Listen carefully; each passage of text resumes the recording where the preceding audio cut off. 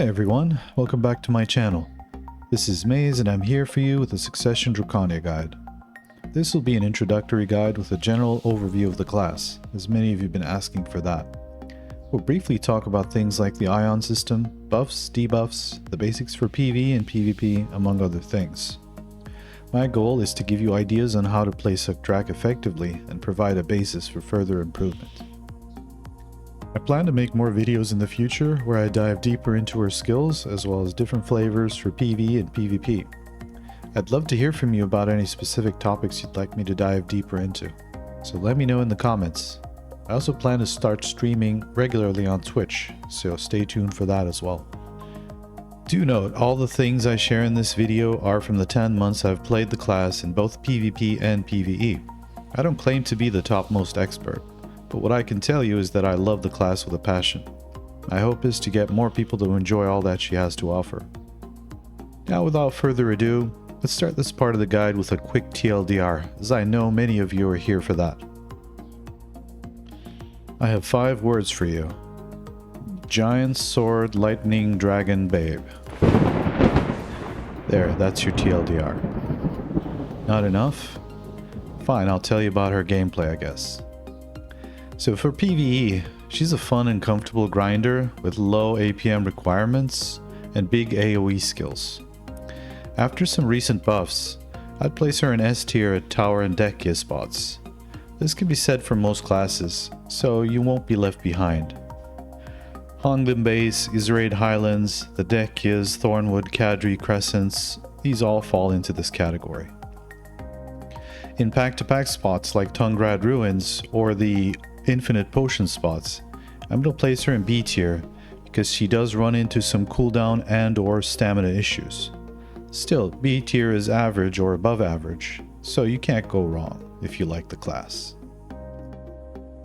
Now for the PvP TLDR. Large scale is definitely her specialty. The more people around, the better she can utilize her massive AoE damage, group CC and frontline tank potentials. She's a solid A tier for all node wars and sieges, although I think she could be considered S tier for T2 caps, because she really pops off there. For AOS 3v3s, I'll place her in B tier. She doesn't have a grab, which is a very powerful tool in small scale. However, currently there's a very high damage environment in AOS, which favors her burst damage potential, and she can withstand more damage than most classes. And finally, for 1v1s, I'll place her in B tier. Again, she has no grab and has difficulty against grab classes due to stamina issues. However, against non-grab classes, she's very powerful, as she can stay in super armor forever and keep trying for CCs. Okay, with that out of the way, let's start the actual guide by talking about the Ion system. The Ion system is where Succdrak's builder-spender identity comes from. Here you can see our shard, which can hold up to 18 ions at any time. We generate ions by using a particular set of skills, which we call builders. We then use these ions to enhance the powers of some of our other skills, and we call those skills spenders, because they each use 3 ions upon cast. Alright, let's talk about our ion builders. The first one is Brimbolt Rays. It's the only skill that doesn't need to hit anything, and it generates 3 ions, protected with a frontal guard. Next up we have Brimbolt Annihilation, our Magnus skill, which used to not generate any ions, but now it generates 3 with a frontal guard. Markthanan's Dominion generates 3 ions on hit as well, although it has to hit with its inner attacks. It's protected with a super armor. Skewer generates 6 ions on hit. It's also our accuracy buff, but it's fully unprotected.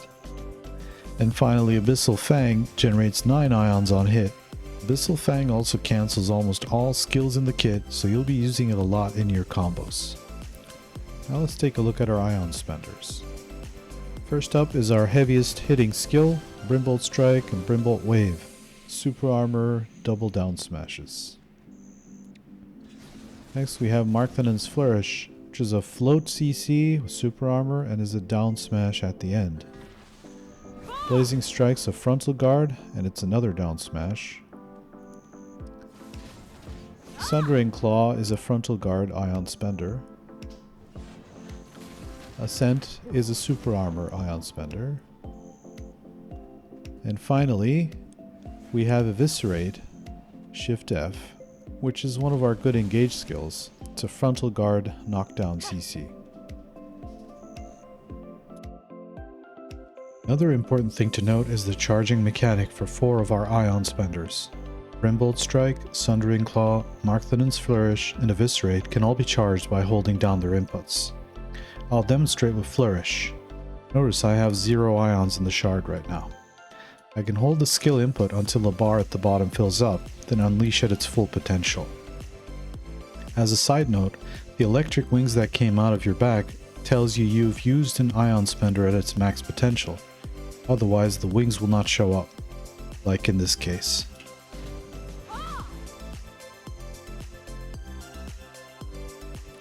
You can also use this charging mechanic when you have ions in your shard, but you don't want to spend any while using your spender skills.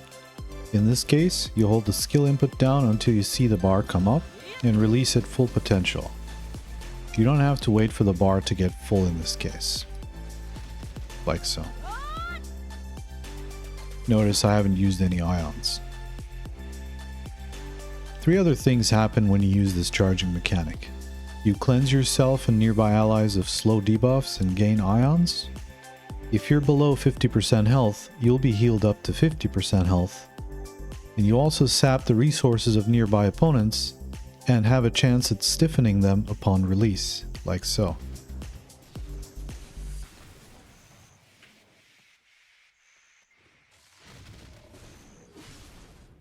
And notice it has a wide area of effect. As mentioned just now, ion spenders heal you up to 50% health upon max output use, either using the charging mechanic or through consuming ions. Again, be mindful though, this healing kicks in only if you're below 50% health. Finally, ion charging skills keep you stationary and put you in danger of being CC'd or killed standing. So you can cancel or reposition them using your Iframe or Markthanan's wings. However, they will always consume ions if unleashed after positioning. Let me demonstrate with Flourish.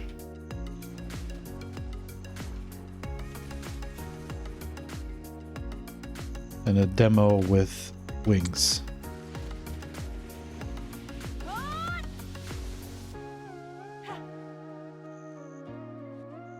Now let's talk about some of our buffs and debuffs.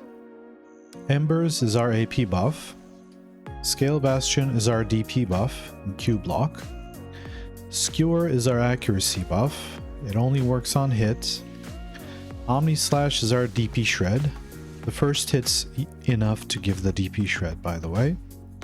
Dragon's Maws and Eva shred. And finally, Soaring Assault gives us critical hit rate bonus. In addition to these, some of our Rebams also give us some buffs or debuffs. Dragon's Assault will shred DP alongside moving you a distance. Abyssal Advance will give you and your allies movement speed and critical hit rate, as well as recovering some of your health. And then finally, Abyssal Dominion, which gives slows, is not recommended versus Abyssal Advance because it has a high cooldown and low debuff duration, like you can see here. While on the topic, let's talk about one of our most important skills, Markthanan's Scale.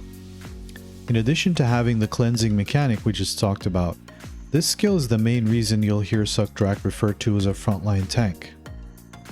Upon activation, this skill will give you plus 50% damage reduction rate, and it will heal you up to 70% health if you're under 50% health. The skill is extremely useful in both PvP and PvE. In PvP, it allows you to absorb a tremendous amount of damage and live to tell the tale.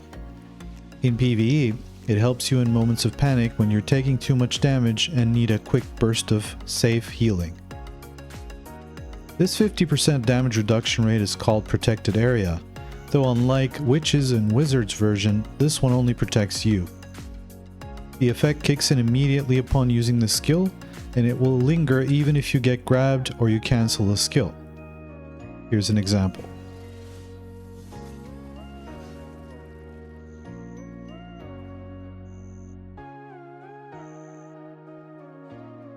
Okay, before I move on to more advanced topics, I want to talk to you about which skills you should consider locking. First off, Slayer training, easy. It's auto attack, does nothing special, lock it, forget about it.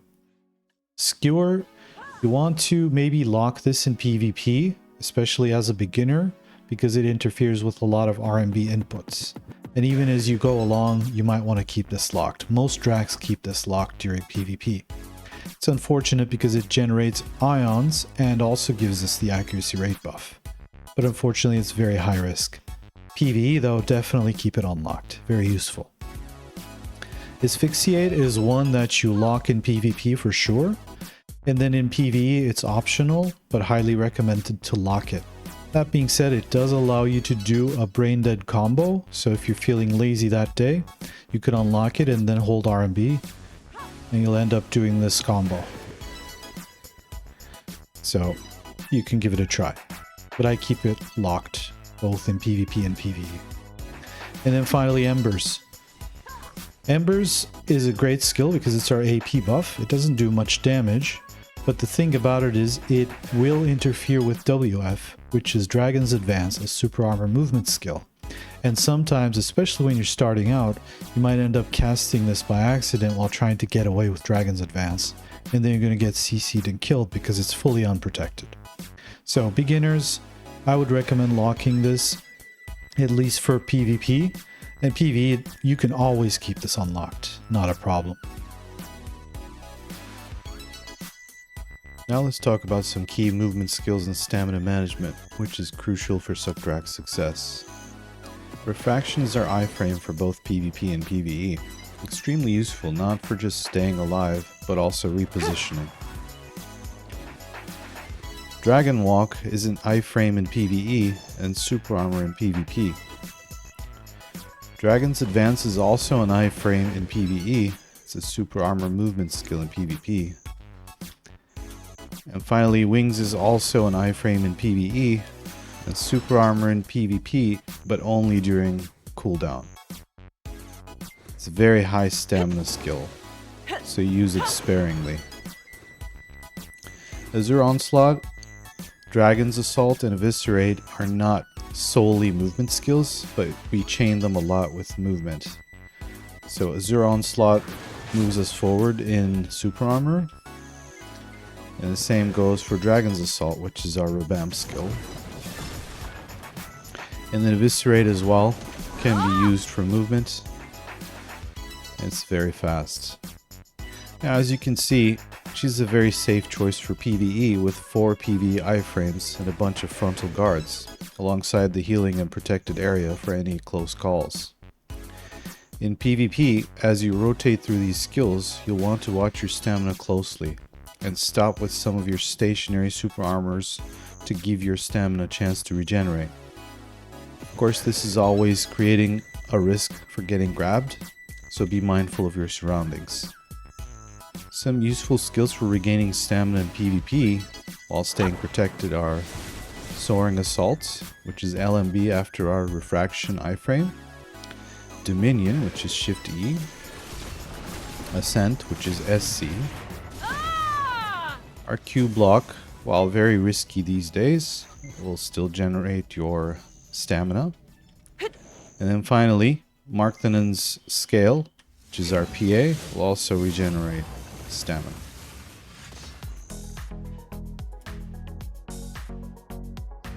Now let's look at some permanently protected movement samples.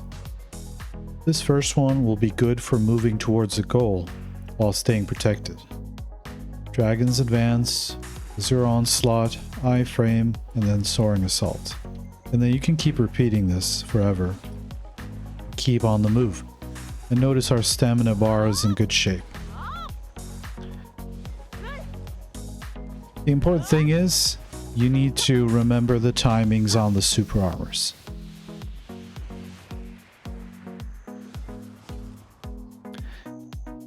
Now, if you're stationary and you're protecting a flag or a fort or something similar, you can do a more stationary version of this with your Dragon Walk dash. So you just go dash iframe LMB, dash iframe LMB. Iframe LMB. Now if you're high up above something and you want to jump down without the silly freefall animation, then you're going to have to use LMB after either double space or WF. Right now, I'm not in a position to do WF, so I'll do double space and LMB. You'll land in super armor. So it doesn't matter what height, you'll actually fall to your death in super armor. Worst case scenario. But let's see again. Yeah, this is a good movement skill. You can also chain it with WF to jump down ledges and stuff in super armor. Now, I know you already know what happens if you don't follow up with a skill like this. We'll just do the silly freefall animation. So we don't want that. The WF is a nice skill. It can actually run on air. Like that.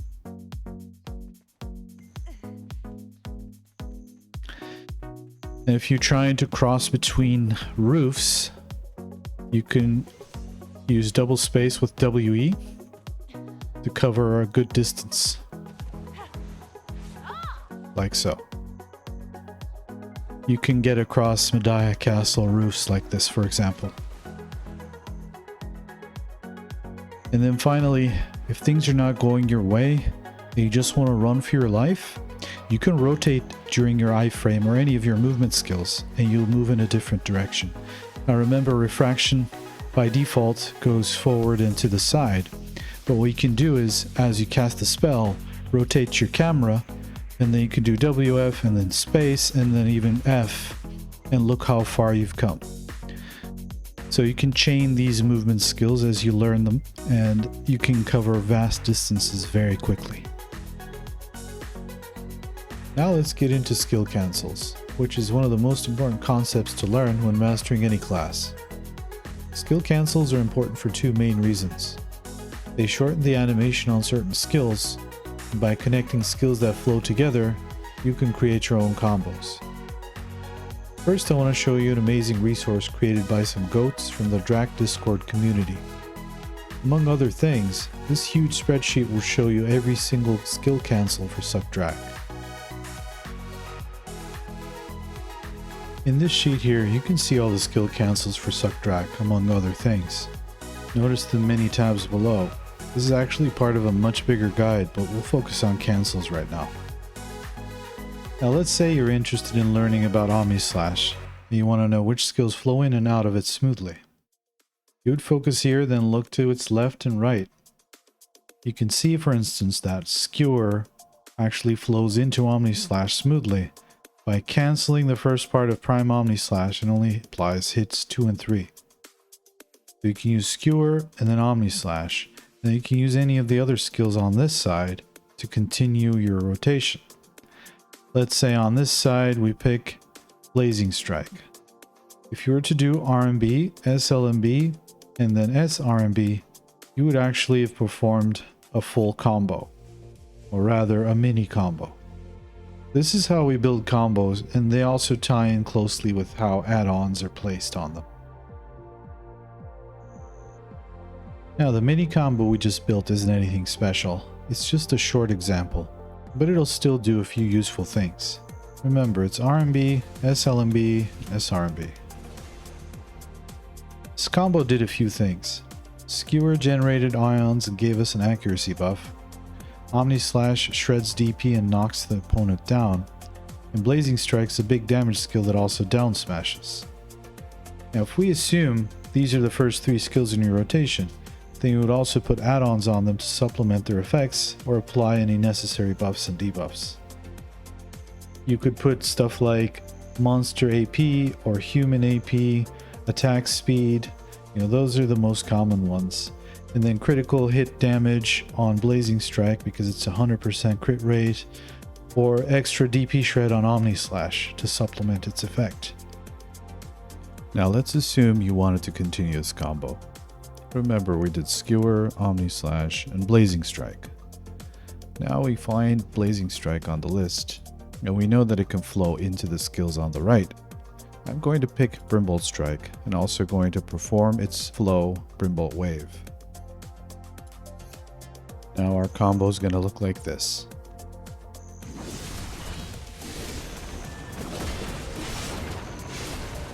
Now we got 3 down smashes, which is pretty serious damage. Now nobody could expect you to sit down and memorize all these cancels. However, I'll give you some fundamental cancel ideas to start out with, and then you can build on top of them. Our first fundamental cancel is going to be E. Remember, E cancels almost everything in the kit and works really nicely into combos, because it also generates 9 ions. It's the highest ion generator.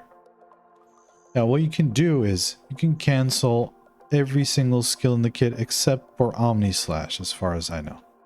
So Omni Slash will still do its hit 1 after Abyssal Fang. However, you can cancel some of your really slow skills. Let's say Blazing Strike. Let me show you Blazing Strike without a cancel. There's 2 parts to the animation in this case. 1, 2. It's very, very slow if you cast it like this. Now let's try something like RMB, E, and then SRMB. Now she did the second part of Blazing Strike because I cancelled it with Abyssal Fang. So again, you can keep experimenting with these, but E cancels pretty much everything except for Omni Slash. The next set of fundamental cancels are the ones that I call Sword in the Ground skills. These are Markthanan's Flourish, Dragon's Assault, Ascent, Dominion, and Markthanan's Scale. Now notice they all have a really long starting animation, where she's doing the cool flipping sword around animation before putting the sword in the ground. If you cancel these skills into each other, then you won't have this problem. So let's start again with Flourish, move on with Ascent, go into Scale, and then do Dominion. But unfortunately we have to wait for 15 seconds. So we'll have some elevator music. Okay, here we go. Right here is Flourish, and then Ascent, and then Dominion, and then Scale. And then cancel and get out if you want to. The next group of fundamental cancels are the ones I call Spinny Slash skills. These are Brimbolt Raise, Omni Slash, Sundering Claw, Embers, and Brimbolt Annihilation. Now, most of these just flow into each other really nicely. You can refer back to the cancel sheet, but you can do these in any order except for Annihilation, which actually does not cancel everything on the list. Also, Blazing Strike could be considered a spinning attack because it cancels with the others.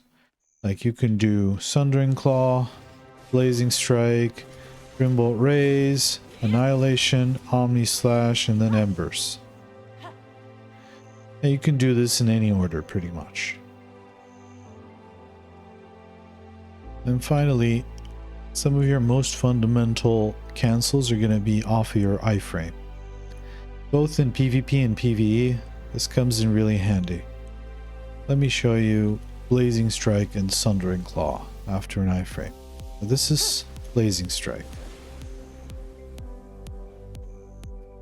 And then we can do Sundering Claw the same way. And then we can also do Eviscerate, which is very powerful for flanking opponents all of a sudden.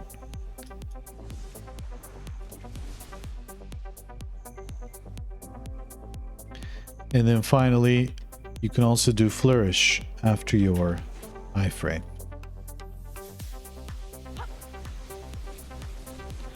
But it's not as smooth as the other ones. While add-ons differ in PvP and PvE, the logic behind their creation is always the same. You're trying to keep up certain buff and debuff effects throughout your fights and at the right time. In both PvP and PvE, you want to have your most important add-ons up as much of the time as possible. For Succession, these are monster or human AP, but only if you're not capped in a node war or grind spot. Attack speed, critical hit damage percentage, because all of our heavy hitting ion skills are 100% crit rate. DP debuffs, down attack percentage for PvP is very effective because we have a lot of down smashes, or back attack percentage for some PvE spots where you want to maximize those. Try to have these add-ons on multiple skills so they're up permanently. In addition, movement speed is a helpful add-on you can have on 1 or 2 skills.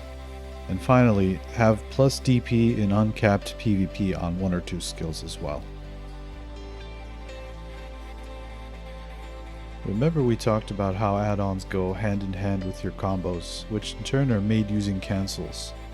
Don't forget to consult the cancels to see if you can improve your rotations and shuffle add-ons around. I share add-ons on my full grind videos for PvE, so you can also consult those. Currently on the screen, you see my add-ons for DSR. Let me explain the logic behind them. So as you can see, I have the classic monster AP, critical hit damage, casting speed, back attack damage, all these things. Back attack damage is very important at DSR, so I have it on 3 skills. Monster AP is very obvious, and our DP shred is on Omni Slash. And then Eviscerate is a skill that I use for closing the gap between packs. So attack speed plus 10 and back attack damage plus 5 right away is nice.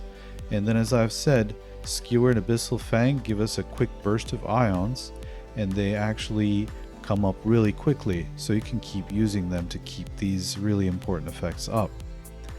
And then finally, I have movement speed on Sundering Claw because I usually use it towards the end of the rotation, right before I'm about to move on to the next pack. So this is kind of the logic, we're trying to go through skills, we're trying to figure out which rotation we're using, like we're using Skewer, Abyssal Fang, Sundering Claw, Brimbolt Strike, we have Omni Slash in between, and then pack to pack we're going with Eviscerate, going into Omni Slash again, doing Skewer, Abyssal Fang to get ions when we need it, so on and so forth. So this is how we build the add-ons for PvE, and PvP is not too different. Now in PvP, my add-ons remain largely the same. You can see a sample here. So I have plus DP, minus DP, but notice I don't have Omni Slash in here anymore because it's unprotected. Instead, I just use Brimbolt Strike as my DP shred. If I was doing 1v1, I might have Omni Slash in here, but this is mostly for group fights. And this is for uncapped. So if I was doing capped node wars or any kind of capped content, then I would remove these extra damage to humans or all DP because they're gonna overcap me and do nothing, and I would just add something else that is percentage based, like movement speed or attack speed or something similar. Now for some notes on builds and crystals. This is my gear as of this recording. Now Drak is a strictly DR class. Don't try to go evasion. As of this recording, for uncapped I prioritize the following. Getting 800 PvP AP, about 700 damage reduction, and 1050 accuracy. So you can see I'm very close to these values with my self buffs. I'm actually above with add-ons and some rotations or other buffs I can take. But I kind of try to hover around those numbers. Now let's say, Maze, you have too much gear. How am I supposed to hit these numbers? Well, there are 2 things you can do if you're short on one of them. First off, you can pick your targets. By that I mean you can pick evasion or DR targets as your enemies.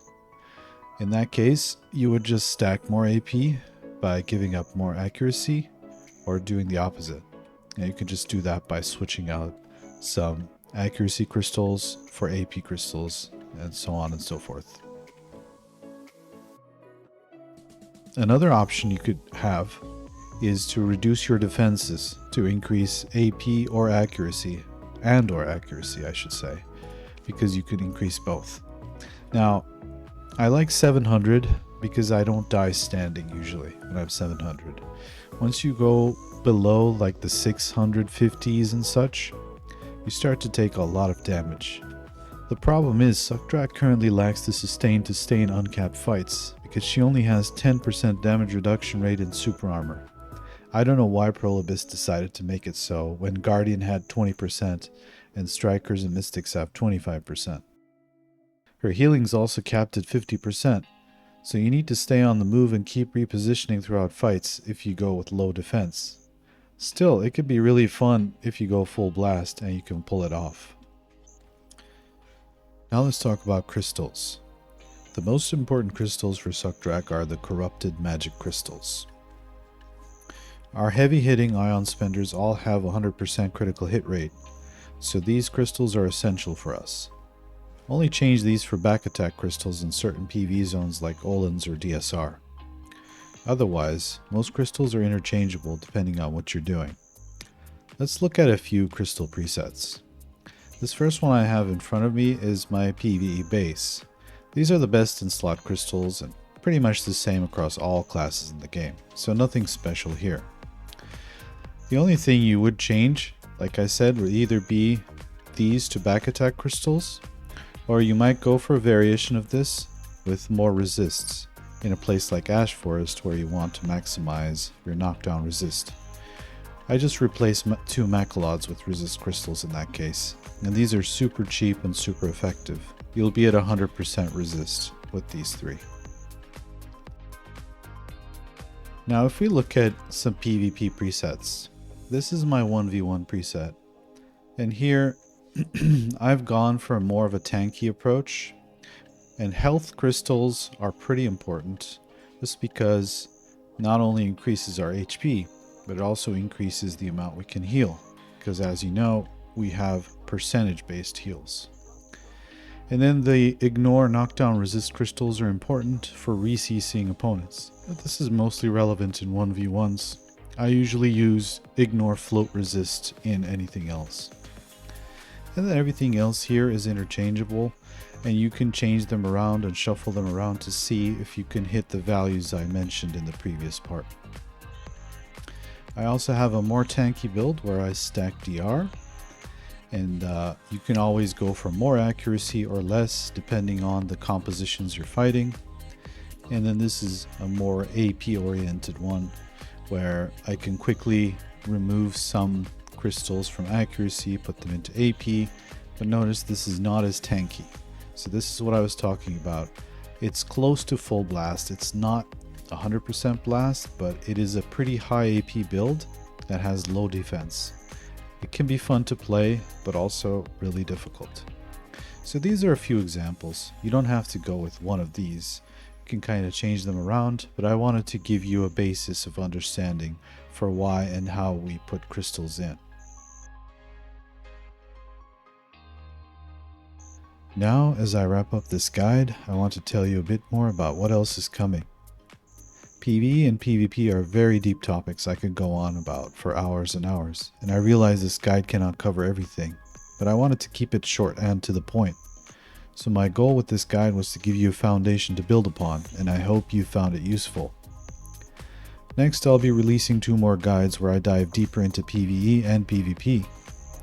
In these, I'll be analyzing some gameplay clips to cover things like combos, engages, disengages, catches, and so on.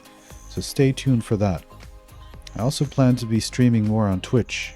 A link to my channel will be in the description.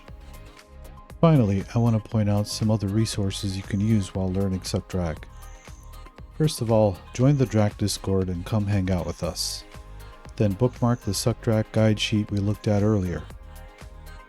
On YouTube, Lunarly has a Succession guide that is solid and still relevant after all this time. The same goes for the guide by Not the Worst. Link for all these resources are in the description. Be sure to check them out. And if you know of any other resources, let me know in the comments so I can update this list. With that, we've come to the end of this guide. As always, thank you for watching. Please like, subscribe, share, and all the good things to support my channel. Until next time.